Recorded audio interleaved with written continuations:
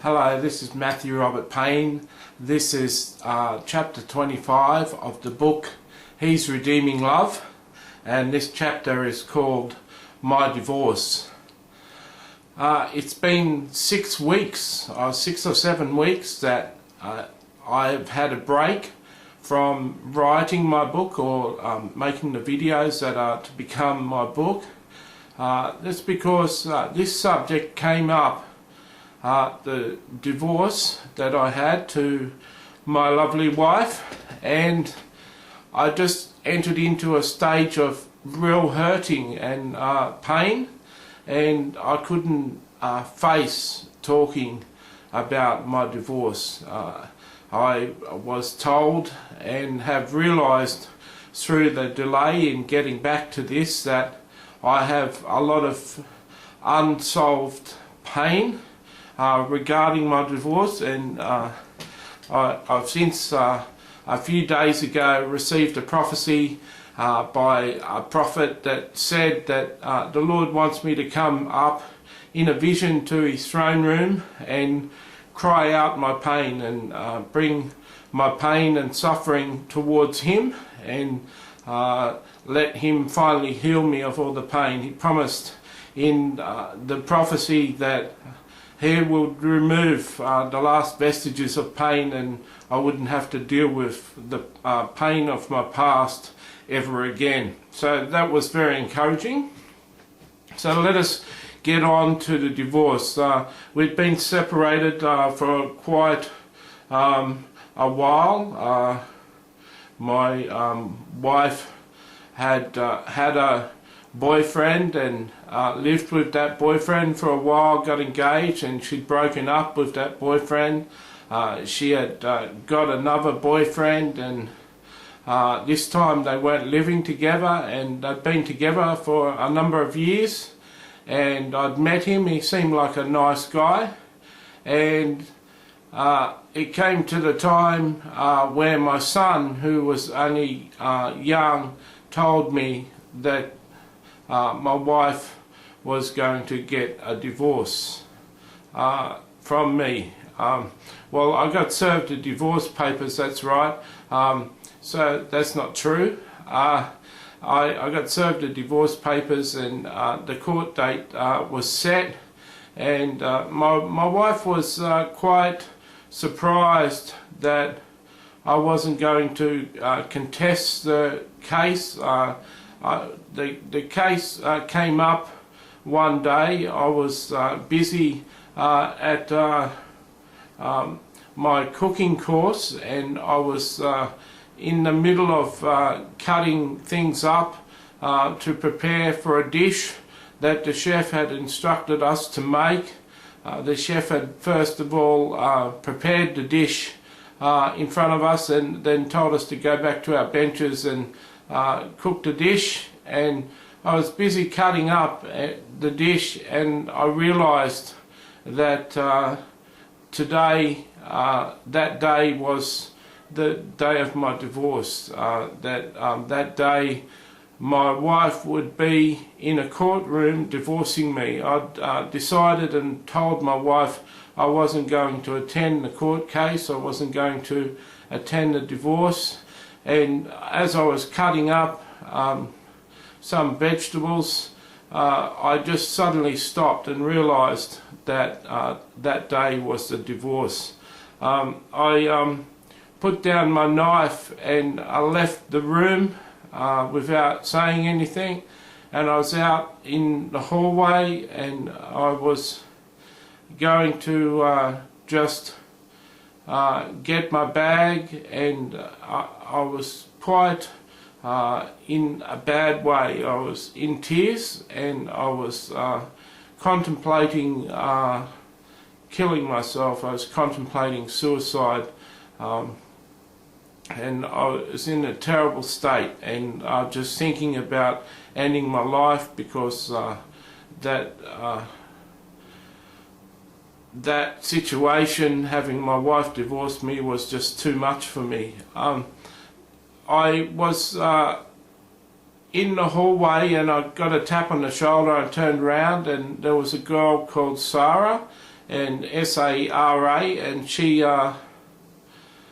said to me, "What's the matter?" and asked me what was the matter, and I said that my wife was divorcing me that day and I was going to kill myself. And it wasn't a cry for help. It wasn't. Some people mistakenly say that people that attempt suicide are just trying to get help from people or trying to make a statement to people. It wasn't me. I wasn't saying that I was going to kill myself in order to be talked out of it. I was just stating how I felt to someone who had grown quite close to me over the course of the last year that we'd been doing 2 courses together.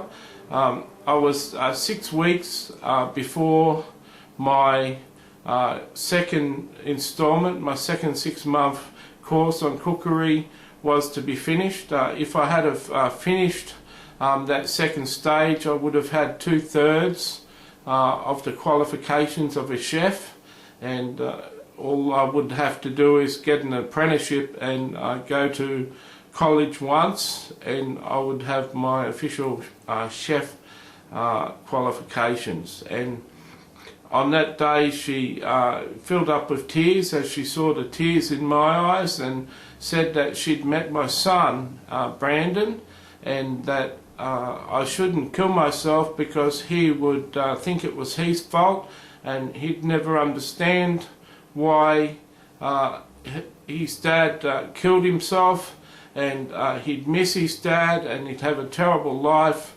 and I need to stay alive to bring my son up and give my son hope. I wasn't convinced that that was enough reason to stay alive. I had lost a lot of hope. I was in a terrible position and crying, and as I said, I was crying, and I don't think many people just say they're going to kill themselves for fun. I'm sure some people say it just to get attention, and some people say it to have people feel sorry for them. But I know without a shadow of a doubt that I was in a position where I wanted to kill myself. It wasn't the first time that I'd decided to kill myself and end my life in suicide, and I was quite serious about it. I left her behind and said I'd think about it, and went and got my clothes and my bag and went home. I didn't have anything in me, any strength in me to return to the course. My whole reason for living had been taken from me. The joy in my life had disappeared. I'd been hoping for a long time that God would restore my marriage. I'd been praying and hoping that the Lord would do a work in Sharon's heart and return her to me. I didn't know how that was possible, but I had a glimmer of hope that she would reconsider and come back to me, and I believed that God might do that for me. And when it came to that day, and it was the day that she was in court divorcing me, the court decision was going to make that final and make that impossible for me to have my wife back in my arms. I can understand many men who get divorced or separated from their loved one and then return with a gun, or return and kill their wife and children and then turn the gun on themselves. I think that many men, if you did research, you'd find that many separated and divorced men kill themselves for this reason, because they give up total hope, they lose the love of their life, and have got nothing to live for. And I was no different to these men. I have a lot of compassion in my heart for men that I see on TV that have killed their wife and children, and I totally know where they're coming from.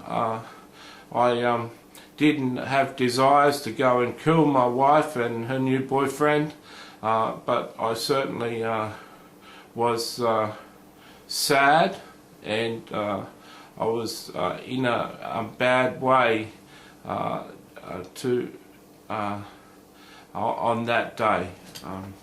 So I didn't, you may wonder why I didn't attend the court case that was my divorce. I can simply say to you that I didn't want a memory in my mind of standing opposite my wife, who I loved, in a courtroom and seeing her divorce me. That was one picture, that was one memory that I wasn't going to ever have in my mind. According to me, I had no say in her divorcing me. There was no help by the government to restore my marriage. It seemed that the law in our country says that if a couple live apart for a year, that a wife can say that there was inconsolable differences, irrevocable differences between her and me.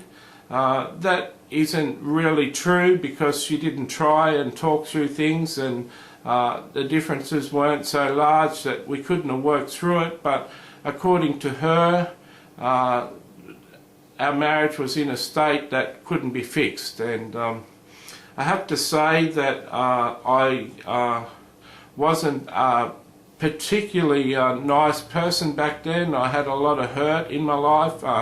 As of writing this, I still feel I have some pain that hasn't been dealt with, as I've said before in this chapter. And so I wasn't the best person that she could have been married to. I'd had the beginnings of a mental illness starting to manifest in my life, and I would have been difficult to live with. My jobs weren't the best jobs. They weren't high-paying jobs. I wasn't the most fantastic husband. I was overweight. I was beginning to have a mental illness. There were plenty of reasons why my wife would have given up on me and chosen to be with someone else. So at the time of her leaving me, a separation, she never did give me a reason why she broke up with me. She did say that she'd fallen out of love with me, and she'd got that line out of a movie that we'd watched 6 weeks before. So I was upset. To bring correction to this, at the stage of the divorce, she was living with a guy that she'd met, and she hadn't met the guy that she was going to marry. So just bring correction to that. Things are so long ago, it's hard to remember. So that was the state of my divorce. It thrust me into suicidal thoughts, and I'll continue on in the next chapter in my journey of my life. God bless.